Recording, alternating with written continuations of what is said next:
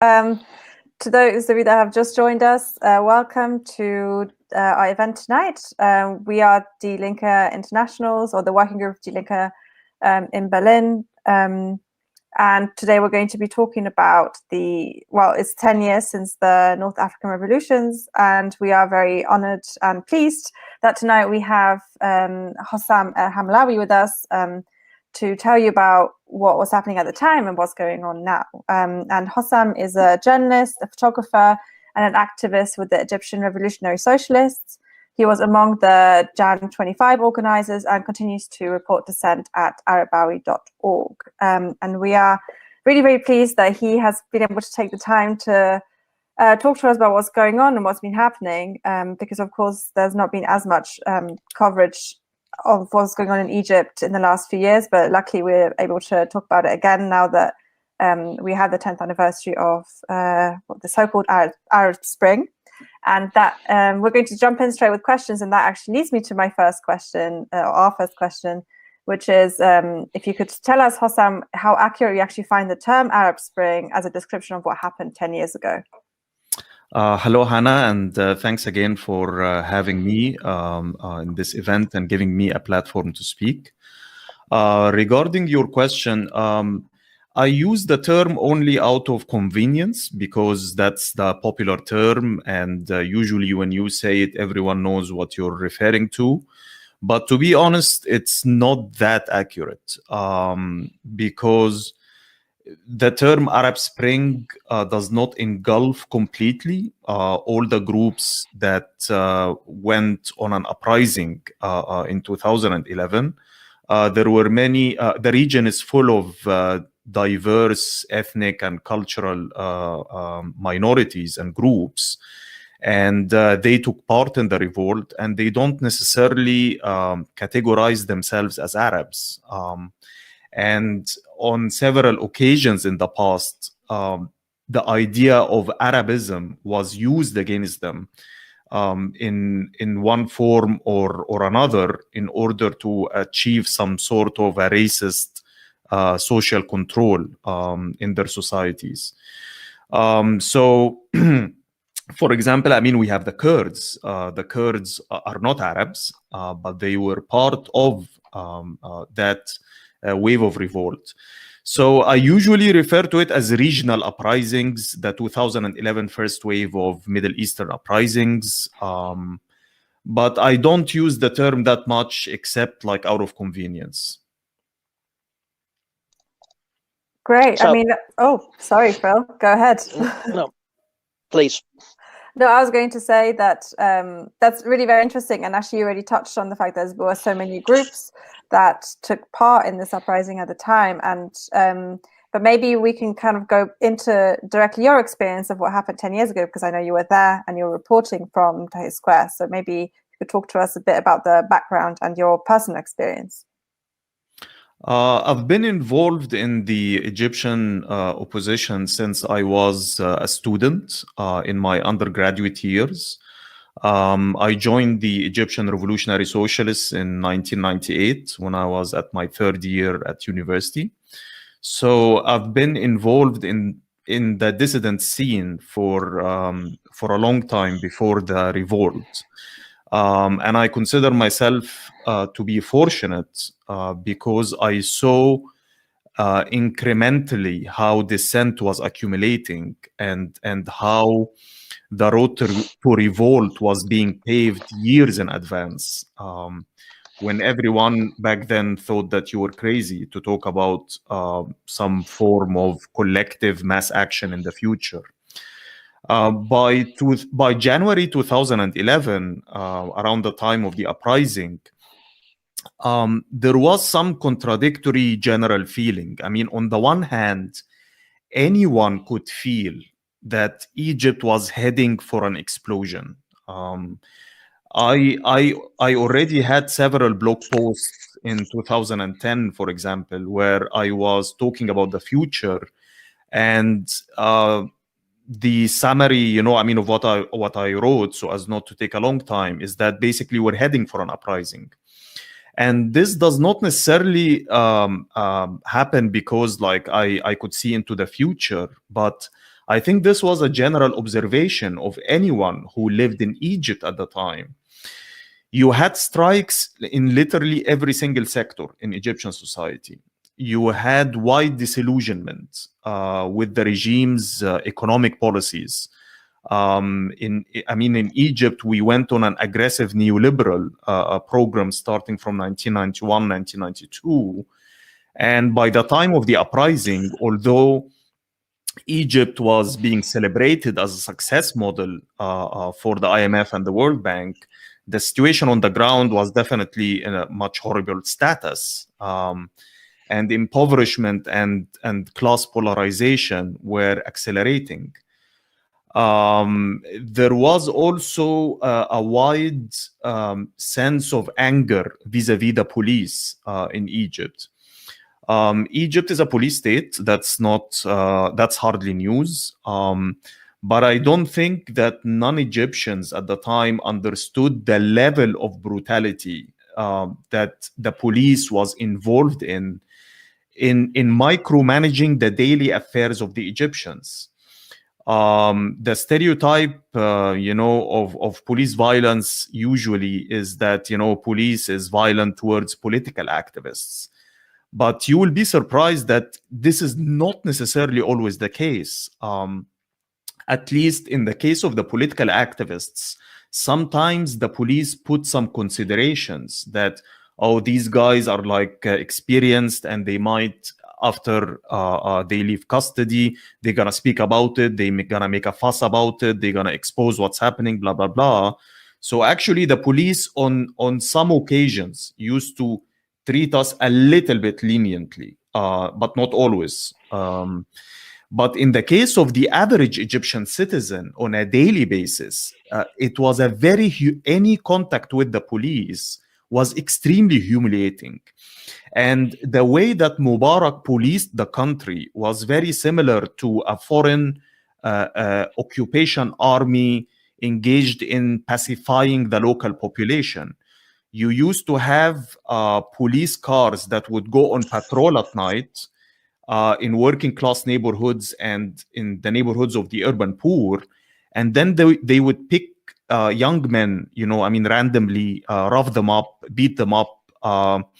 If they have any unsolved crimes, they can just like randomly choose people and give them, those accusations and fabricate charges against them. They used to impose royalty like any gang cartel, basically. So the police was another reason that there was wide anger in the public. All of these factors were basically getting together.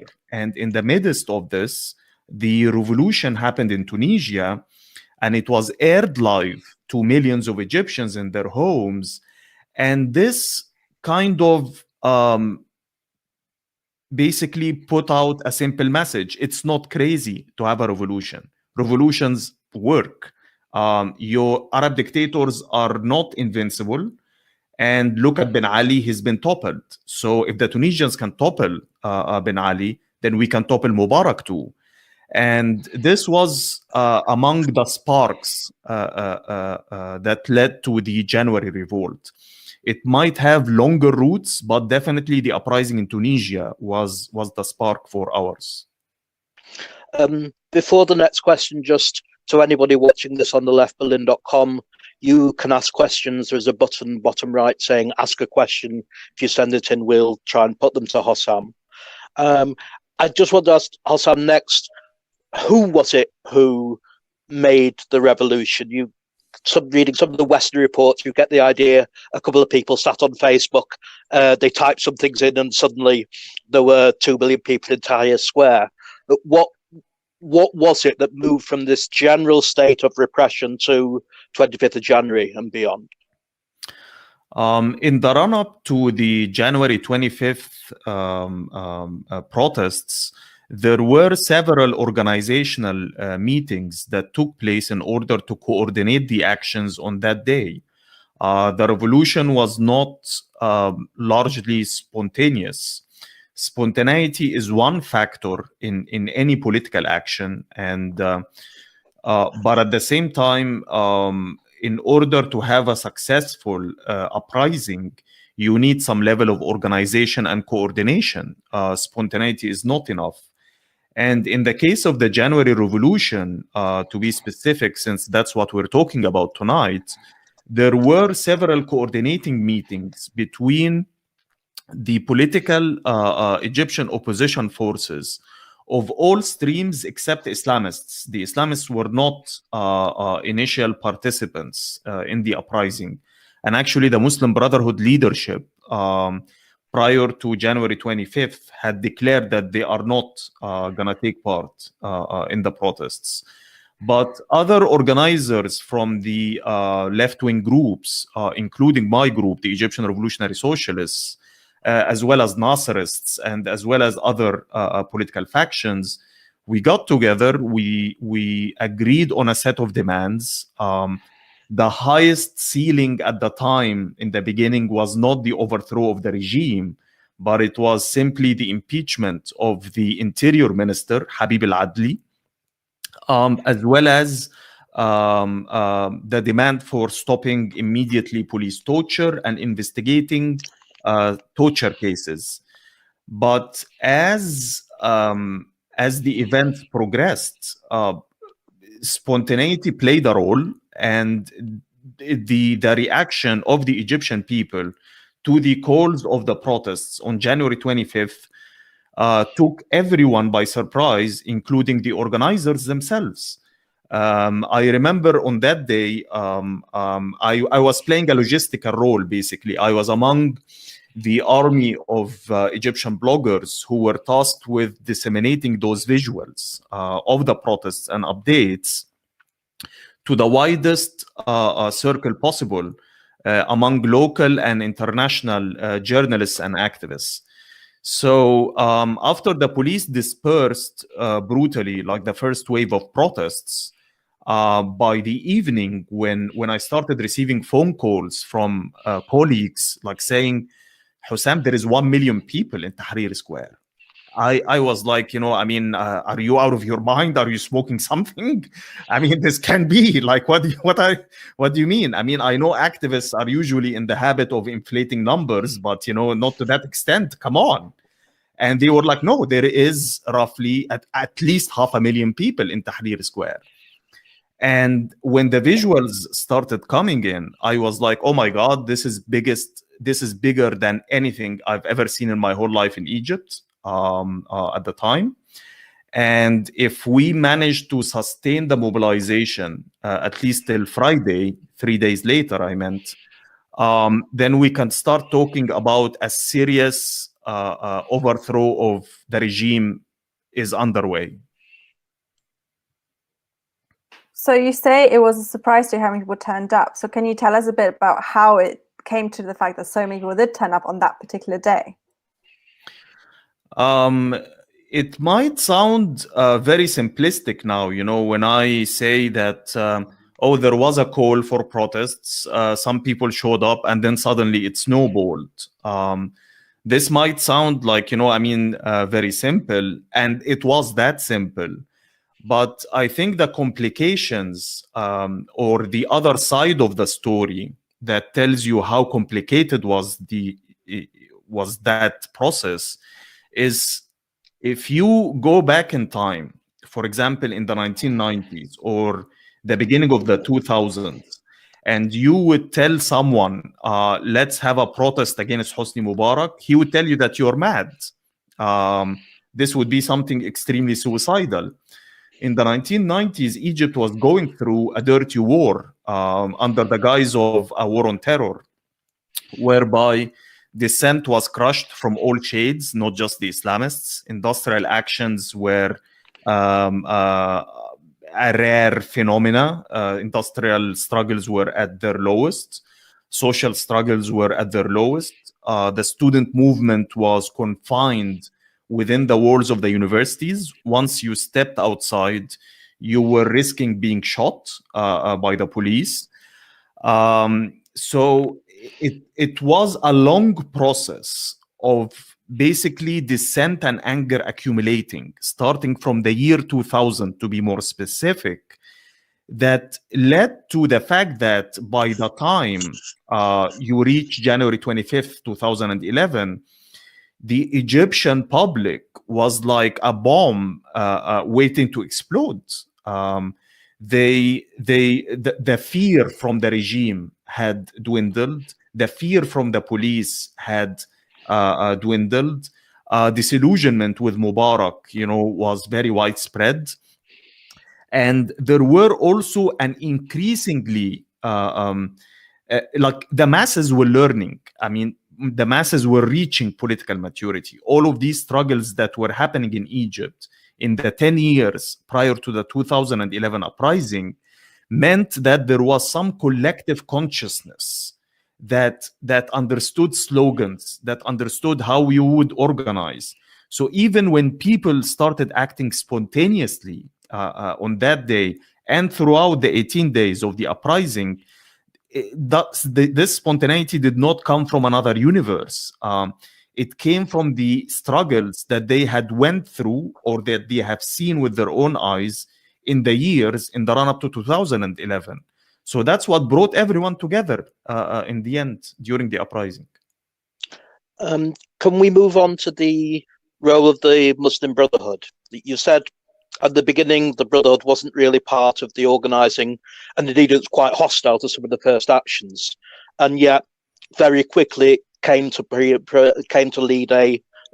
quite a leading role in the actions after 25th of January. How did that happen and why? The role of the Muslim Brotherhood was contradictory, and this is in general the kind of contradictions that you would expect from the Islamists, and you would expect from any political movement that is multi-class when it comes to its nature. What do I mean by that? I mean that the Muslim Brotherhood is not one unified bloc in the end. When I was telling you that the leadership that the Muslim Brotherhood did not endorse initially the call for protests, I made sure to specify that it was the Muslim Brotherhood leadership that did not want to endorse the protests. But from day one, believe it or not, there were young Muslim Brotherhood activists who took part in the protests against the will of their political leaders. And such contradictions in the organizations where the leadership is in one universe while the base cadres are in another universe or on another front is a phenomena that has marked the history of Islamism in general. Again, why is that? When you get an organization or a movement whose leadership, they come from the elites, they come from sections of the ruling class at the end of the day. They could be run by billionaires. They could be run by large landowners who are conservatives. So people like Khairat Shater, for example, who was the main organizer and the political leadership of the group, the real political leadership. And right now he's in prison. Now he's a millionaire. There were other also businessmen. But if you go down, the bulk of the organization, they come from middle-class backgrounds, people who are like doctors, pharmacists, engineers, graduates, clerics. And then they also, at the bottom, they have membership that comes from working-class backgrounds, peasantry, and some of the urban poor. The Muslim Brotherhood throughout its history was not known to be a working class organization, but they did have some roots in the working class. Now, what does this mean in terms of practice? This means that when the Muslim Brotherhood raises the slogan of, we want to implement the Islamic Sharia, for example. Now, slogans are very catchy. And of course, they can mobilize millions around those slogans. But then when you ask them to be a little bit more detailed and explain to us concretely, what do you mean by applying Sharia? Maybe someone like Khairat Shater, for him, Sharia would be neoliberal reforms, would be free trade, would be stability and crushing strikes for the sake of the country not devolving into chaos. It might mean a package of policies that actually, if you ask a base cadre from the Muslim Brotherhood, who might be a factory worker, for example, so you want to apply Sharia, what's Sharia for you? He will answer you back by Sharia is social justice. Sharia is that, I would get job security. Sharia is that I would have decent housing and that my children would get decent education. Sharia is this and that. And he would give you some form of a welfare state that is not different really from what social democrats, might put forward. Now, this means that at every twist and turn of the Egyptian revolution, and even prior to the revolution, that whenever the Muslim Brotherhood took a concrete position regarding a cause or regarding a political event, you always had fractures and cracks and splits within the organization, because you cannot come up with a political program that would satisfy every single one in the organization. Hence, people like me on the left, prior to the revolution, we were using, slogans like, the best way to expose reformists is by putting them in power. And actually, throughout this year, when the Muslim Brotherhood had the presidency, I would say this was the year where the biggest splits in the organizations were happening, where the Muslim Brotherhood were put in a position where they had to deliver promises, populist promises that they were giving, but instead they were acting in a very neoliberal fashion. So again, the Muslim Brotherhood did not initially endorse the uprising, but their cadres were part of it. Throughout the 18 days until Mubarak stepped down, they were doing a contradictory dual thing. Their leadership was trying to negotiate a compromise with Hosni Mubarak and with Omar Suleiman, who was his spy chief. But at the same time, their cadres were in Tahrir Square, and they defied the orders to suspend the protests at least on one occasion throughout the 18 days. And they fought bravely and heroically throughout the uprising. Now, after Mubarak was toppled, the military and the Islamist forces in general, not just the Muslim Brotherhood, but that will also include most of the Salafis in Egypt, they got into some Faustian deal with the military. Like, we will try to keep the streets as calm as possible. We will try to diffuse the militancy in the streets as much as possible. And in exchange, we will embark on a political process that will give us what we think is our deserved share of the political cake as the Egyptian opposition. So this meant that the Muslim Brotherhood was attacking strikers following the overthrow of Mubarak. It was using anti-revolutionary rhetoric against any mobilizations against the military throughout 2011 and 2012.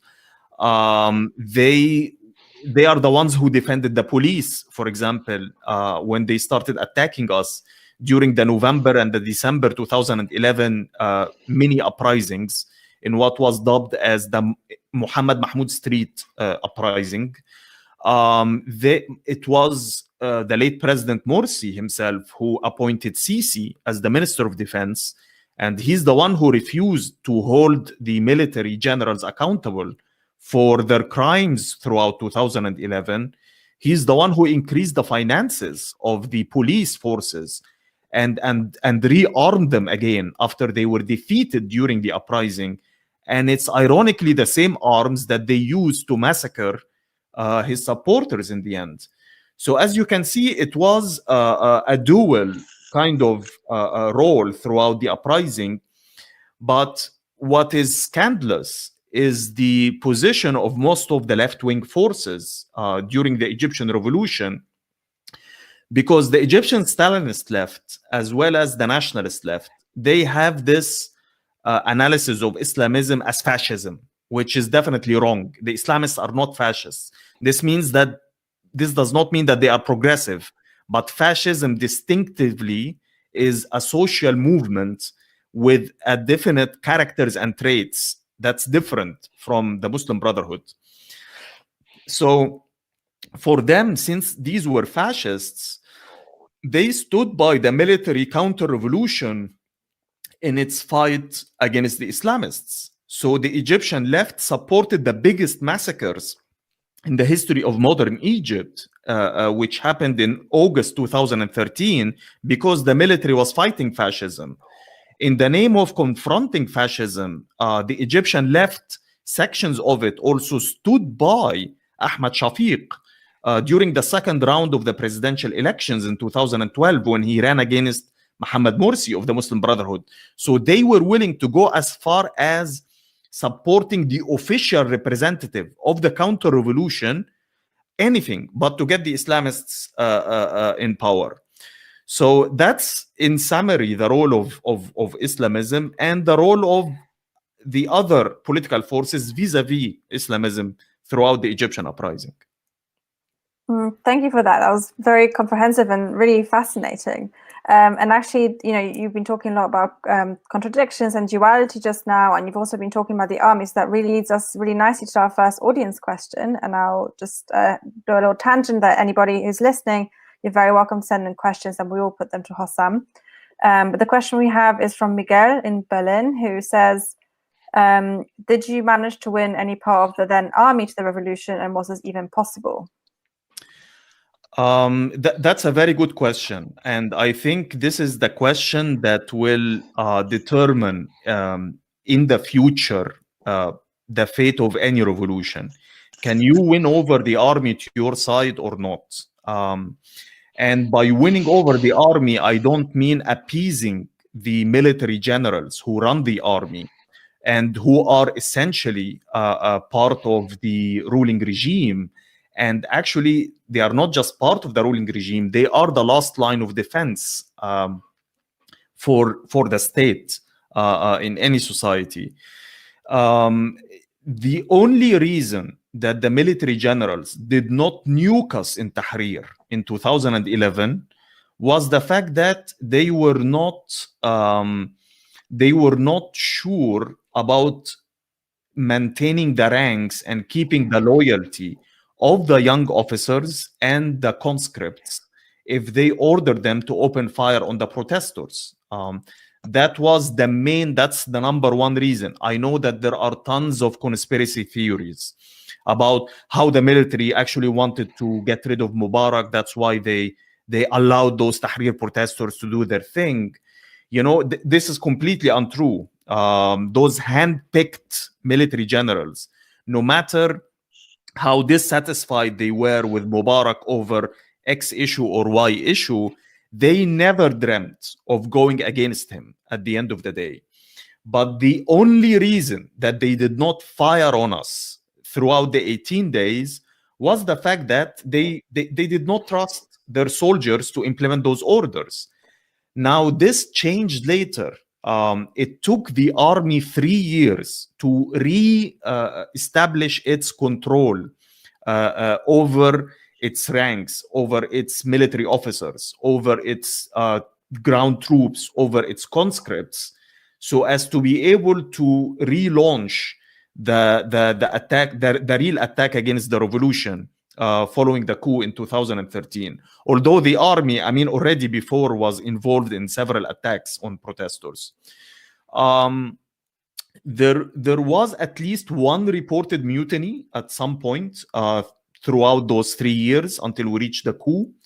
And when it comes to the ranks of the central security forces, these are the police paramilitaries. That's the army of the Interior Ministry. And it's the equivalent of the riot troops in the West. But in Egypt, they are highly militarized. And since the beginning of the 1970s, they were the main tool for controlling crowds and for crushing dissent in Egypt. But they depend on conscripts.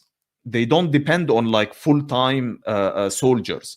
So these conscripts actually went on several mutinies throughout the revolution. Now, how did revolutionaries relate to this? I don't think that they have related necessarily in the correct manner, but at the same time, there wasn't much to be done, and I will explain myself. On the one hand, there were sections of the Egyptian opposition that got completely freaked out by the prospects that the army might split or that mutinies might happen. And so they, from the start, were for preserving the army as an institution that is completely solid and with no fractures. How are they going to do that while Mubarak's generals are on top of it? You know, they had all of these naive ideas that they could give them safe exit, that maybe we will compromise with, you know, some of their privileges, but we'll keep the army as it is. And of course, you know, we see where did this take us in the end. But on the one hand, even revolutionary radicals, including myself and others on the left, in order to be able to relate to those conscripts, you have to be big enough to present them with an alternative. A soldier might be disillusioned with his command. A soldier might be dissatisfied with the orders he's given, but he's not going to simply lay down his weapons and join the protesters unless the protesters can protect him, unless the protesters can provide him with an umbrella that can shield him from the wrath of the army. If he would feel that if he crosses over to the other side, that the other side is winning. These are things that, I mean, it's one thing to read about a revolution, and it's another thing to be in the midst of a revolution. And you have to always keep on trying to evaluate and judge the psyche and the mood of the masses and the mood of your enemies as you are dealing with them. So I hope this answers your question somehow. I mean, this can take us tons of hours and volumes of books, you know, I mean, to write about and read about. But I try to be as brief as possible. Thanks, Hossam. The next question is from Talia in the UK. Now, I'll do this in two parts because there's quite a lot for you to get your teeth into. The first is about the Egyptian diaspora. Talia says, many thanks, Hossam and Left Berlin, for this rich and thought-provoking account of the Egyptian uprising. I'm interested in hearing your thoughts regarding the possibilities of an emerging political alternative in Egypt, given the unprecedented consolidation of authoritarian power and the absence of the generation that developed first-hand political experience pre- and post-2011 due to detention or forced exile. I would also appreciate your thoughts on whether and or how Egyptian diaspora can contribute structurally to forms of political change in Egypt. You know, I will repeat what I always say, you know, when counter-revolutions are victorious, they don't take you back to square one. They take you back to square zero or even below zero. Things do not return to what they were on the eve of a revolution. So what our comrade here has asked is definitely a spot-on question. The regime or the counter-revolutionary regime in Egypt has consolidated power and has shut down any margin and any public free space where you can organize. Independent unions have been crushed, political parties are besieged, 19 new prisons at least have been built since the coup up until today to house tens of thousands of political prisoners, or at least 60,000 political prisoners, according to the estimates of local and international rights watchdogs. Most of the community organizers, youth revolutionary movements, all of this has been crushed. But things cannot continue like this forever. What I'm trying to say is that on the one hand, there are spontaneous protests that are happening every now and then, here and there. I mean, the protests have not stopped since the coup, but they are usually protests that do not involve political actors. They are spontaneous protests over gentrification, housing issues, wildcat strikes from state enterprises that are about to be liquidated or privatized. And you know, these like little struggles are erupting here and there. What, in my view, the revival of the Egyptian revolutionary upheavals, or the revival of street politics, will have to go hand in hand with rebuilding what has been destroyed from the political structures of the Egyptian dissident community, because it's those structures that can sustain a mobilization for long periods of time. And it's those structures that will be able to translate the spontaneity of the masses into articulating political demands and political programs, and provide a viable alternative to the regime. This is not going to happen anytime soon, I'm afraid. I have to be very, very realistic about how bleak the situation is, but I am for trying to push the ceiling and to push the red lines bit by bit, by united fronts with very low ceilings that do not necessarily call for the overthrowing of the military regime right now, but to have smaller fights to try to gain a little bit of a political margin, where in the future you can start mobilizing and getting more active in that margin that you will win bit by bit. And on the other hand, the Egyptians in the diaspora will have to play a bigger role, obviously, than the ones back home in the current time, until the balance of forces start to change in the future. What can Egyptians in the diaspora do? They can do many things. I mean, the number one priority, of course, is the solidarity campaigns with the Egyptian detainees. It's not a secret that, you know, there are draconian restrictions over the freedom of expression, the freedom of speech in Egypt now. And social media users, journalists, bloggers, I mean, everyone is targeted. So at least we can be their voice for now, where we can disseminate information about the detainees, where we can make so much noise, as much as possible, on social media and among the local media in the countries where we are currently based. So here, for example, if I'm in Germany, I should try to raise the issue of Egypt as much as I can within the German media establishment and among the political circles. And in addition to that is to try to lobby your governments respectively, where in the countries where you're currently residing in exile, into stopping as much as possible the military and the security cooperation with the Sisi regime.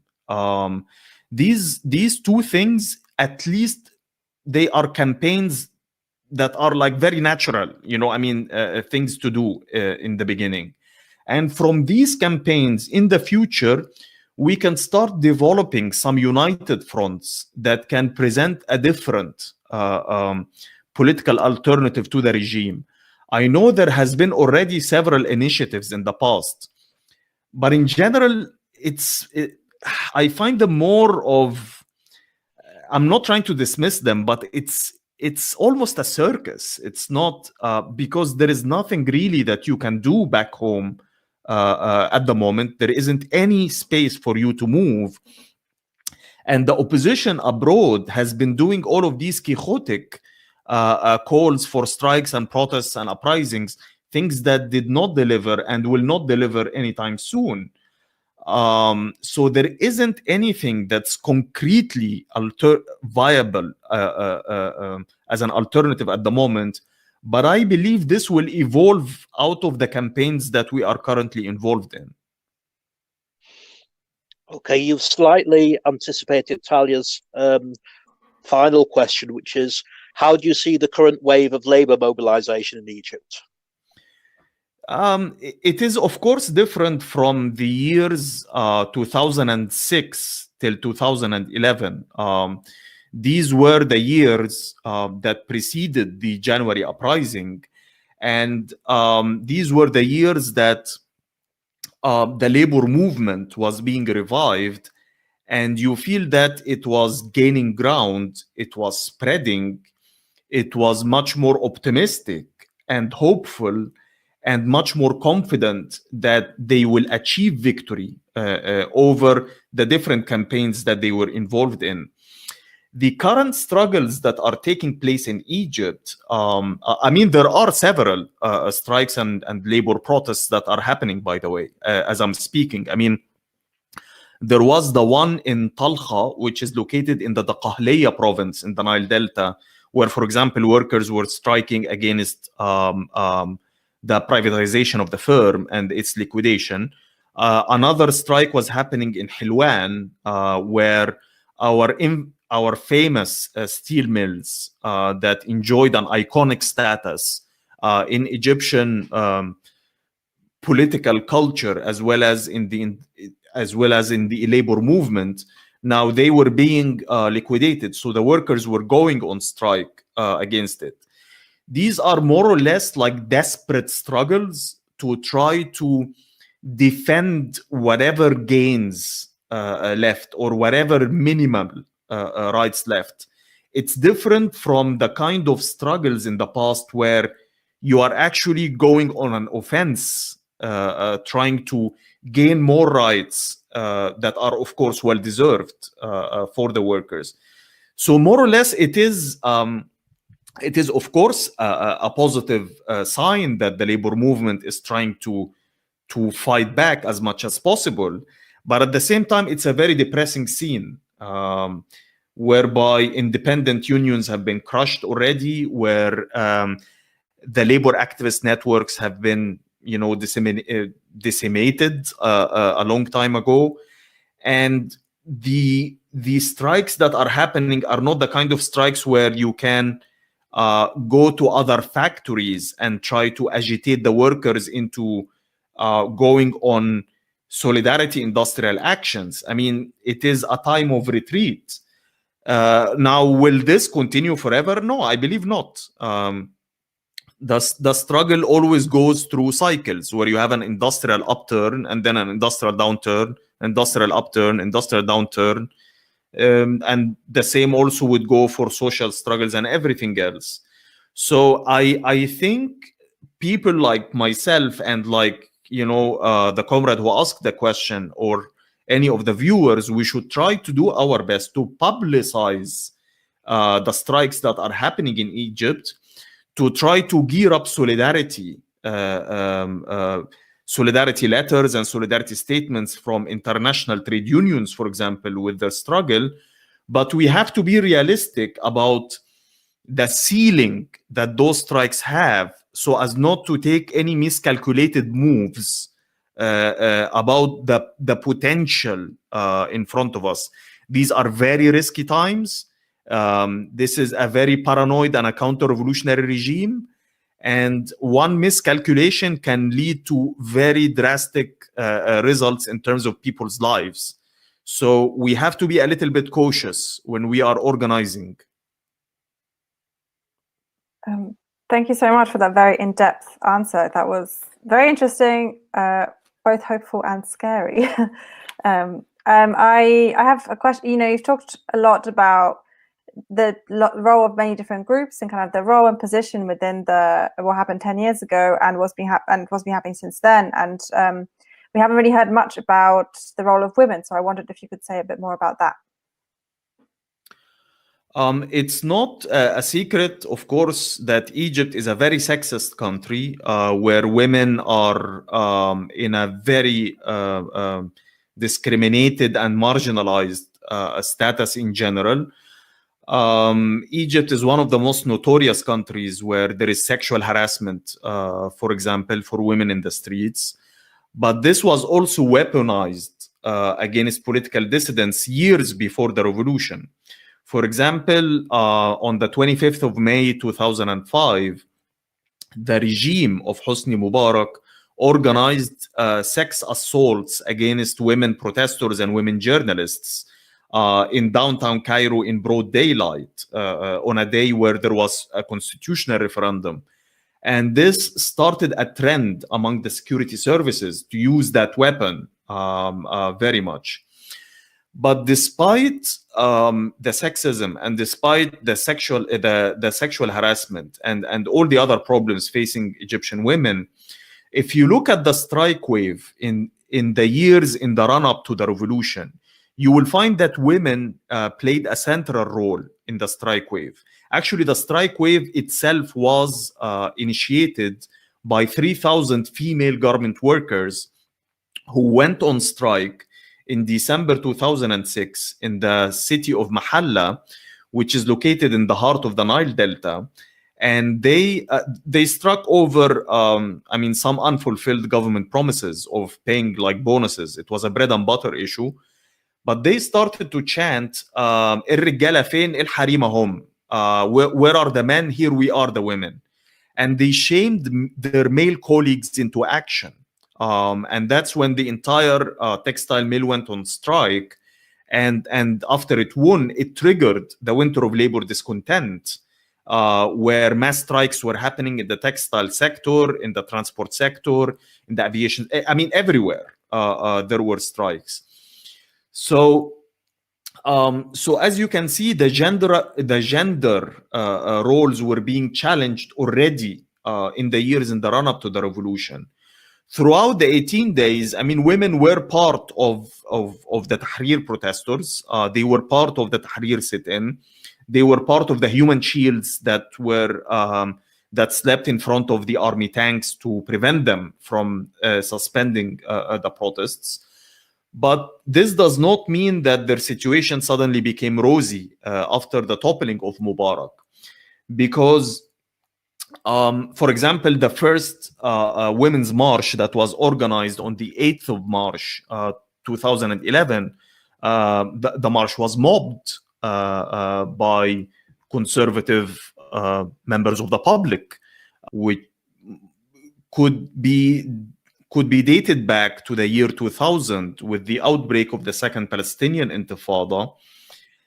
That event was like a rock in still water and helped revive street politics and revive campus activism in a way that started a chain reaction that led to the 2011 uprising.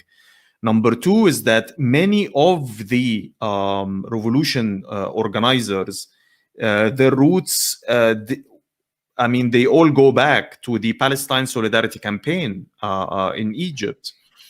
Number three is that one of the main reasons, and it wasn't a secondary reason, that Egyptians were extremely upset with their autocrat was not simply because of what he was doing in Egypt only, but also because of his foreign policy, because he was a loyal servant for the Americans, because he was protecting the state of Israel, because he was securing the oil supplies to the West, because we were adopting a foreign policy that did not endorse Palestinian rights and support the resistance. And if you look at the 18 days, you will find that Tahrir was full of slogans that accused Hosni Mubarak and Omar Suleiman, his spy chief, of being agents of Israel, of being agents of Zionism, of being agents of imperialism. There were banners that were calling for cutting the gas supplies to Israel. There were Palestinian flags, obviously, in Tahrir Square. And there were several protests later, after the 18 days, in Tahrir, in solidarity with the Palestinian resistance. And I think at least on two occasions, not just one, the Israeli embassy itself was stormed by the Egyptian revolutionaries who were against having any sort of diplomatic or economic ties with the Zionist state. So Palestine was central, and hence you can also understand the vengeance or the brutal and aggressive attitude of Sisi towards Palestinians. It's not just because of the simplistic reason that Sisi regards Hamas as Ikhwan, as the Muslim Brotherhood of Egypt. It's not as simple as that. It's mainly because when you get a counter-revolution, the counter-revolution attacks all the gains of the revolution, but also attacks all what the revolution stood for. So the revolution stood for Palestine. The revolution stood in solidarity with the Palestinians. Hence, Gaza and Palestine in general for Sisi is a nightmare. It's a radicalizing factor. It's a factor that emboldens Egyptians to revolt. So that's like in regards to Palestine.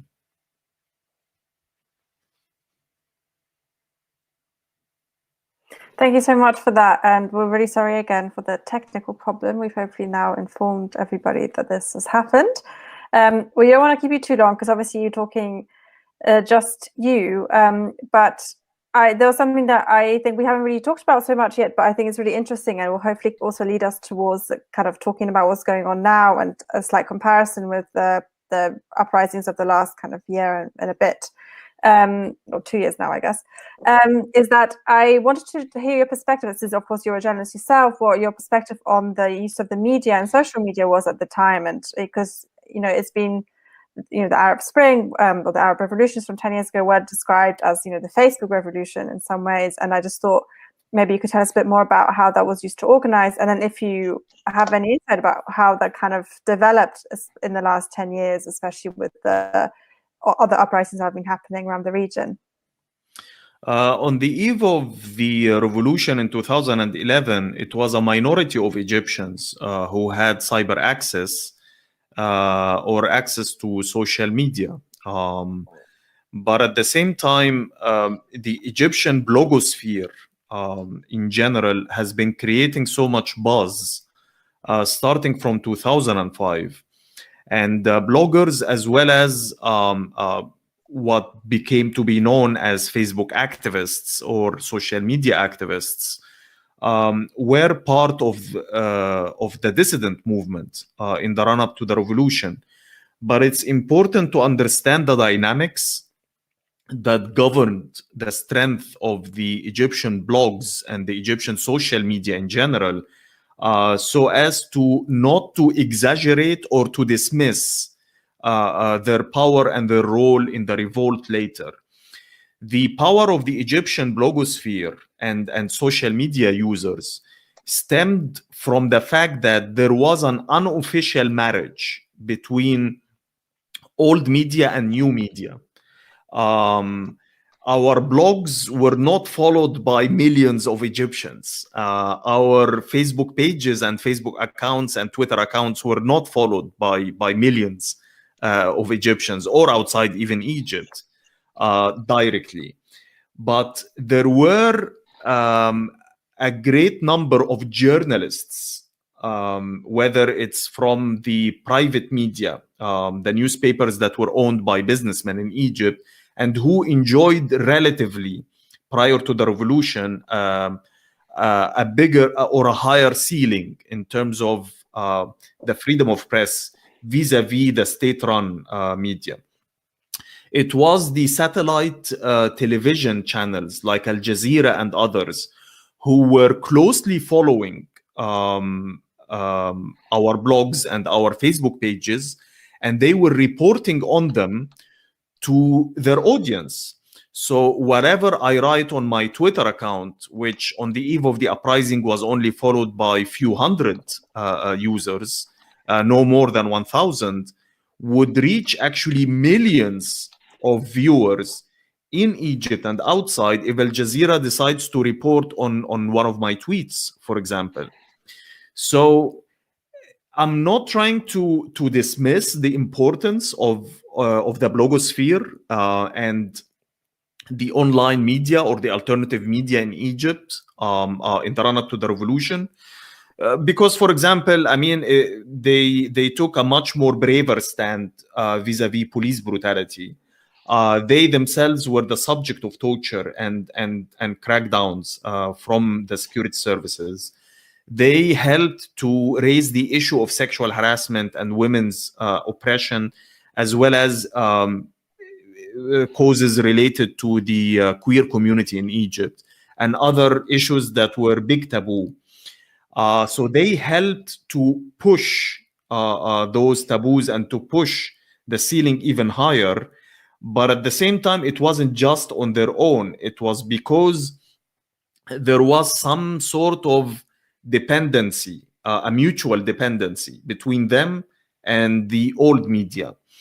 Now, these dynamics, they still exist. I mean, obviously, every single satellite channel, I mean, they follow now Twitter and they follow Facebook and they follow some of the main activist websites, and they continue to report on them to millions of spectators beyond the tiny circles of the activist community. But at the same time, the level of dependence, I would say, decreased a little bit. And this is largely because of the spread of the scope of social media in Egypt and elsewhere. I mean, today, for example, you have at least 42 million Egyptians out of 100 million who are on Facebook. That's almost like half of the population. So this means that even if Al Jazeera or even if this newspaper or that newspaper did not report on what you write on social media, there are still channels for you to spread the word and to get the visuals of what's happening to a wider audience other than what you had prior to 2011. So this is one thing. The other thing that I also need to maybe highlight and clarify, we did not use social media as organizing tools. Most of the events, the important events at least, that happened throughout the revolution and prior to the revolution included us, even as social media activists, if you want to call us that, you know, or call us bloggers or call us whatever. I mean, many of us, we were already part of existing political movements on the ground. We were already engaged in organizing on the ground. And most of the events that we organized, we actually did meet face to face in order to agree on them and to agree on the marches, the routes, the slogans, the banners. But we used social media tools in order to publicize and amplify what we were doing on the ground at the end of the day. So just to sum up, I mean, to give you like one final example, from the years of 2004 till 2006, these are the Kifaya years. Kifaya is Arabic for enough. And Kifaya is the umbrella movement that was the pro-democracy movement against Mubarak and his family. Most of the Kifaya protests did not include more than 24 protesters, or, you know, sometimes few hundreds.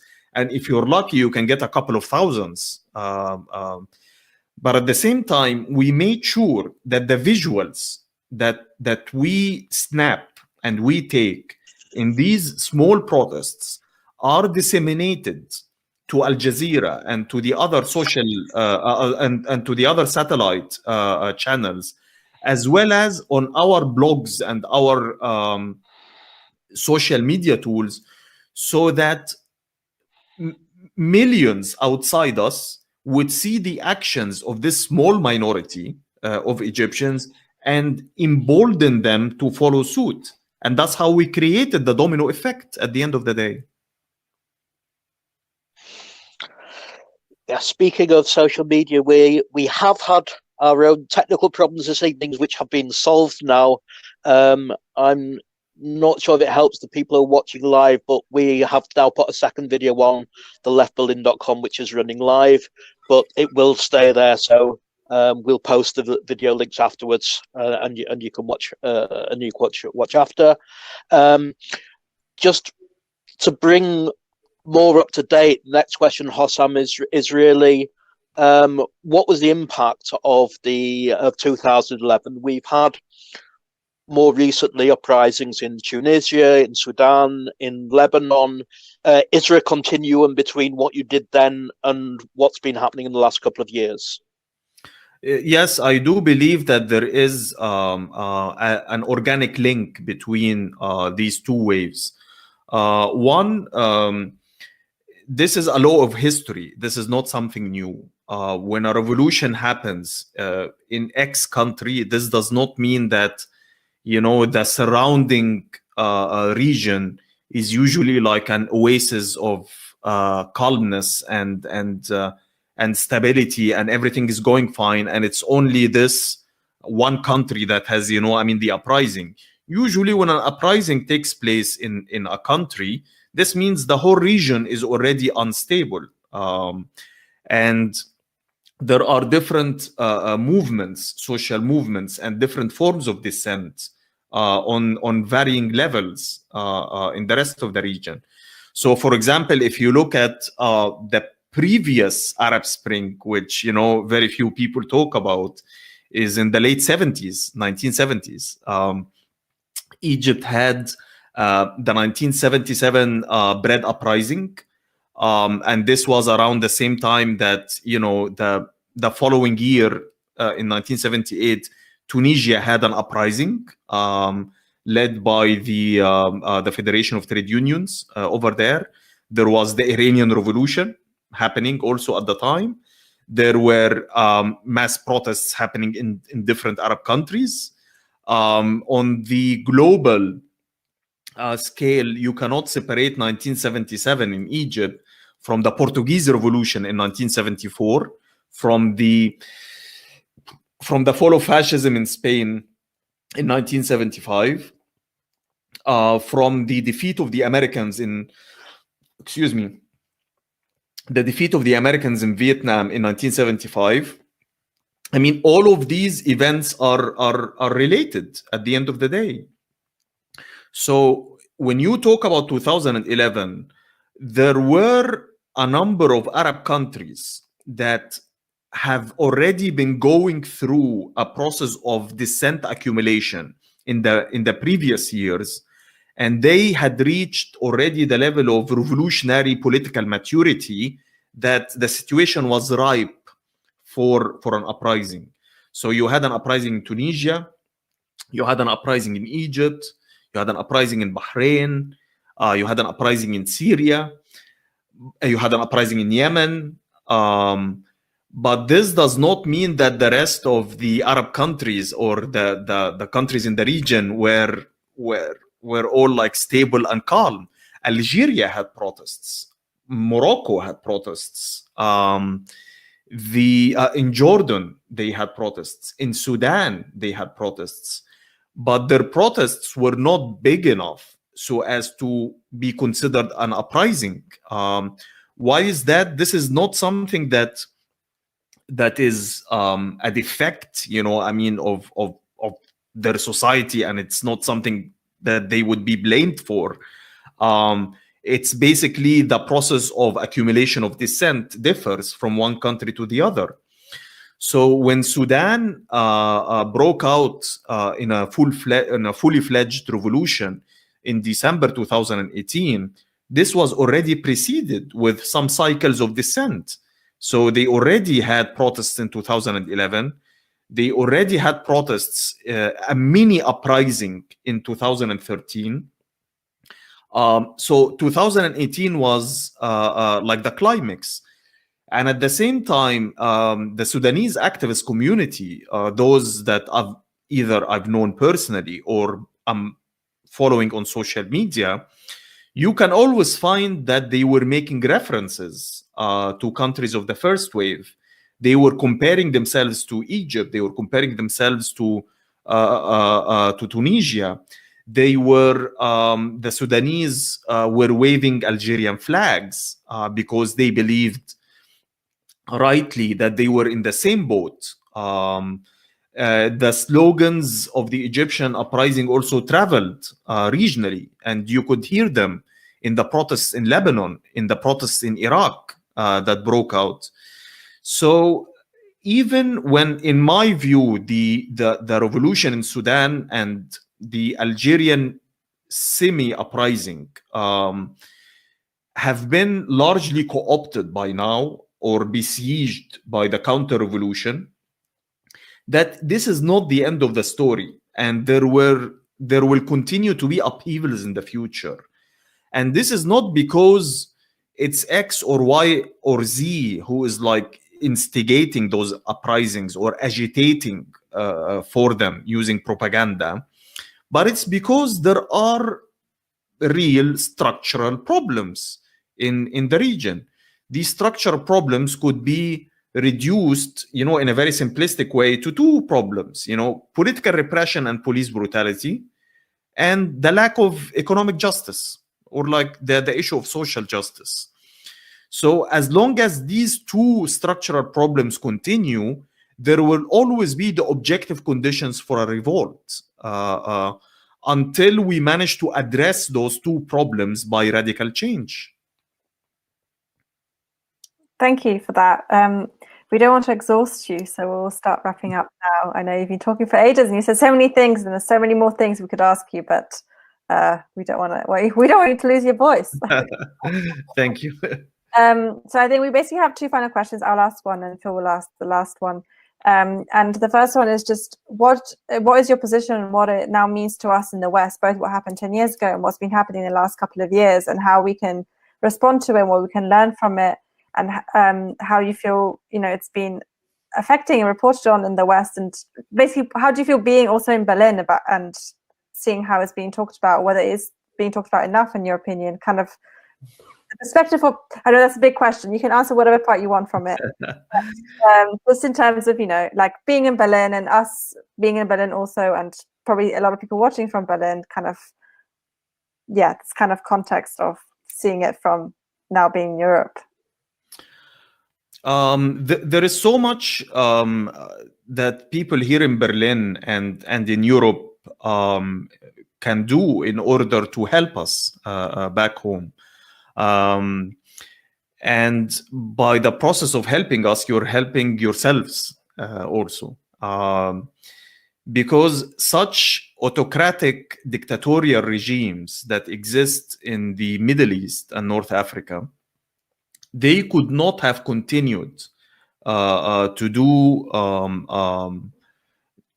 they would not have continued to remain in power. They could not have continued to engage in such horrific violations of human rights.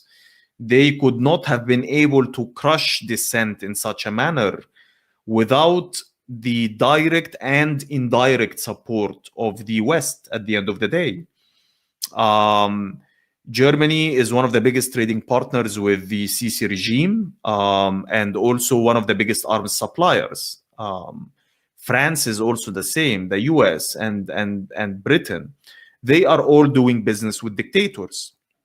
So one thing that you can help us is to lobby your own governments as a start into stopping the military and the security aid to the autocratic regimes in the Arab world, and to lobby them into trying to secure the release of some political detainees.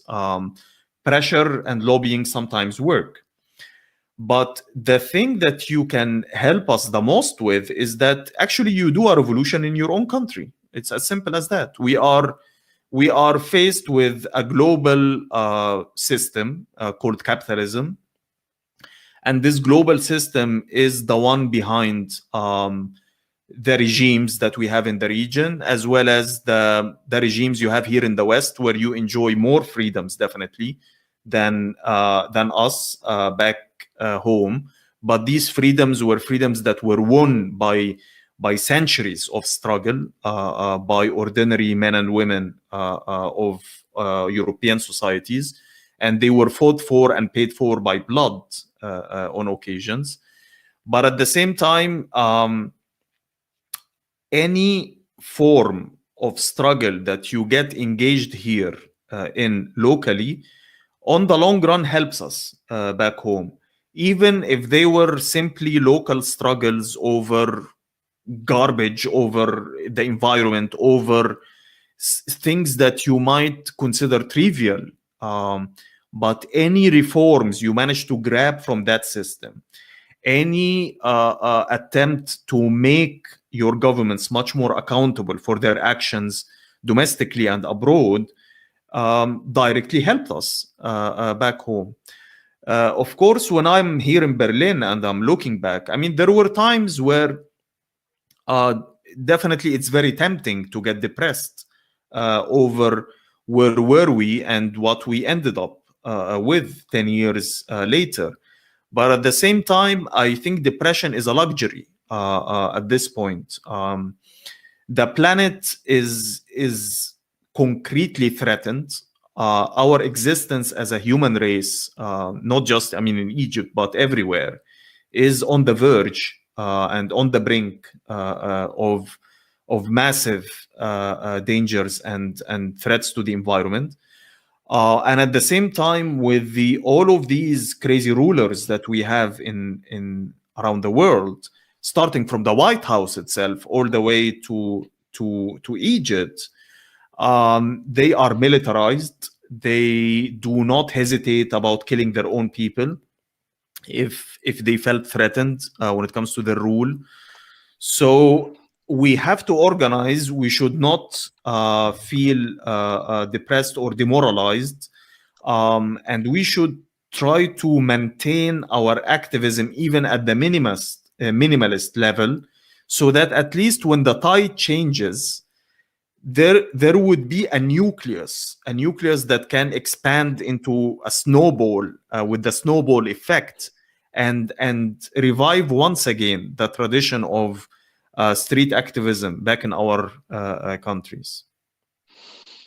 Thanks, Hossam. One very last question. After Hossam's speech, we've got a couple of announcements, so stay around. But it was 10 years ago. It was 1,000 miles ago. And sometimes people look at Syria today or look at Egypt today and say the Arab Spring, the uprisings failed. Was it worth it? Yes, of course it was worth it. I mean, the reason why we are in a bleak situation today is not because of the uprisings. It's not because of the revolutions. It's because of the counter-revolutions. Those revolutions which broke out were inevitable. The situation could not have continued with the same way as they were. And when revolutions get defeated, the outcome is usually taking society back to square zero, as I was saying earlier. Those revolutions were worth it because they showed us that another world is possible. These revolutions were worth it because we have learned lessons from those revolutions. And next time an uprising happens, hopefully we will be able to avoid those mistakes and create an alternative, a different society that we deserve. We deserve to live as human beings in dignity, freely. We should not be worried about police torture. We should not be worried about starving children while we have the economic abundance to feed everyone. We should not feel worried about pandemics or health situations while we have reached a level of technology that can take care of the entire planet and all of its inhabitants. But the problem is that we live under a system that is geared by profit and which is controlled by a bunch of greedy, selfish billionaires. We need to change that, not just in Egypt, but across the planet.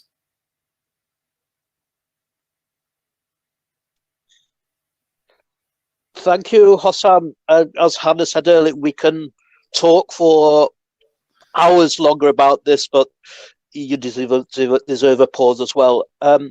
Sorry to everyone for the technical problems halfway through. We hope it will be all available to watch. A couple of final announcements from me. I'm not sure if Hannah would like to say something. Tomorrow, Sudan Uprising are organising a meeting. Let's talk about the EU's borders in Africa. We doubly recommend that this is organised. Partly they postponed this event so that people could come to this one. But it's looking to be a very good meeting.